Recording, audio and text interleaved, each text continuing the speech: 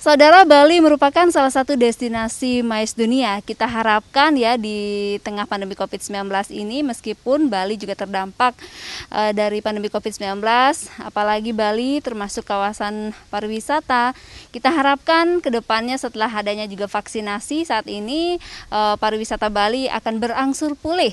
Nah, untuk mengetahui, karena Bali juga merupakan salah satu destinasi MICE dunia, seperti apa dampaknya terhadap Bali sendiri dan juga destinasi MICE di Bali, kita akan berbincang kali ini bersama Bapak Putu Juares Robin Putra. Beliau merupakan ketua dari SIPCO Bali dan juga wakil ketua dari Bali Tourism Board. Selamat pagi Pak Putu, apa kabar?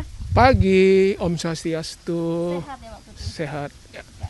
Pak Putu, sebagai salah satu organisasi MICE tertua di Indonesia, saat ini Bali bagaimana kondisinya Pak?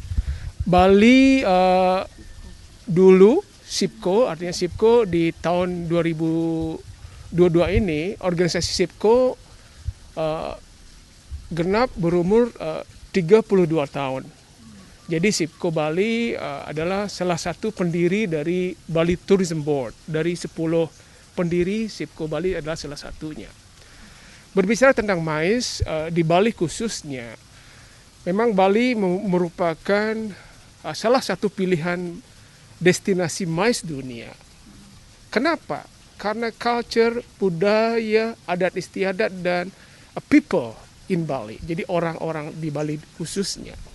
Jadi sebelum COVID ada dan sedang berlangsung, bahwa di organisasi kami juga banyak sekali menghandle MICE terdiri dari meeting, insentif, convention, exhibition, berskala 100, 500 sampai ribuan orang ke Bali.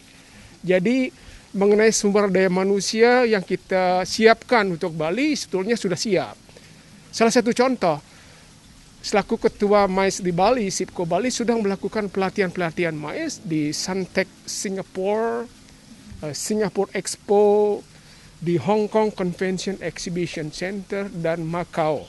Jadi kenapa pelatihan itu kita lakukan di overseas? Karena level daripada orang-orang yang mengikuti MICE itu adalah mempunyai level-level tertentu. Jadi quality of product, quality of the people itu perlu kita synergize seperti itu. Dan juga situasi COVID sekarang ini kita harus wajib dan mengikuti peraturan pemerintah. Wajib. Kami himbau kepada anggota dan masyarakat di Bali khususnya wajib mengikuti himbauan pemerintah.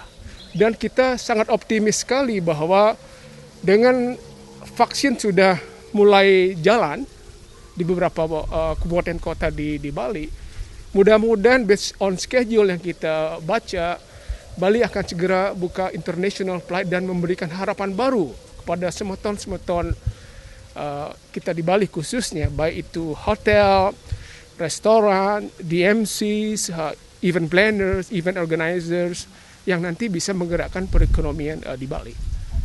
Pak, saat ini kan aktivitas wisata dibilang sangat minim sekali di Bali ya Pak ya, terlebih juga wisatawan asing juga belum bisa ke Bali. Nah, untuk aktivitas meetingnya seperti apa?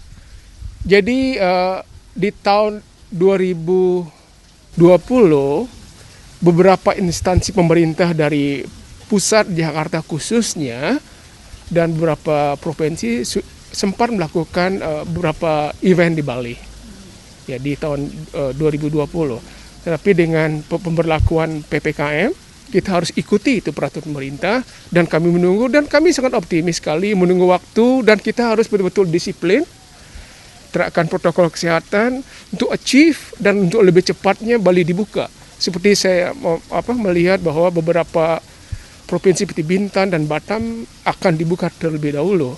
Dan mungkin setelah itu diharapkan Bali akan cepat dibuka untuk destinasi, khususnya pesawat-pesawat dari internasional yang ke Bali. Itu akan sangat sekali membantu antara international flight dan domestic flight menyatu jadi room occupancy tinggi. Kita mencoba di average room rate hotel itu akan pelan-pelan bergerak naik. Memang sekarang agak susah, tapi kita harus bersatu untuk itu. Kalau dari segi SDM tadi Bapak katakan sudah siap ya Pak ya. Kalau misalkan pariwisata untuk internasional sudah mulai kembali dibuka. Untuk saat ini ada kendala nggak Pak? Kendala dalam hal operasional di sekarang adalah memang belum adanya international flight ke Bali sekarang. Belum, national carrier juga ada beberapa, tapi international flight yang khususnya di Bali notabene menghandle turis mancanegara, kami berharap akan lebih cepat dibuka bordernya. Dan juga kami saya rasa dengan SDM MICE di Bali kita sudah siap kok untuk itu. Tidak jadi baik untuk menghandle insentif, meeting, conferences and exhibitions. Saya rasa kita sudah melakukan hampir 30 tahun di Bali dengan asosiasi di bawah SIPCO Bali ini. Kalau biasanya nih Pak, sebelum pandemi ada berapa kali biasanya MICE atau meeting-meeting dilakukan di Bali Pak? Jadi klasifikasi MICE itu ada 4, mungkin sekarang plus ada event ya. Jadi saya ulang kembali, ada meeting skalanya kecil, ada insentif, travelers, conference itu ribuan, exhibition pameran, dan event. Nah itu kalau kita melihat data sebelum COVID itu support sangat banyak, tidak hanya di Denpasar, Kuta dan beberapa kabupaten juga. Kita memberikan beberapa informasi bahwa Bali dengan beberapa kabupaten kotanya siap juga untuk beberapa program untuk insentifnya juga.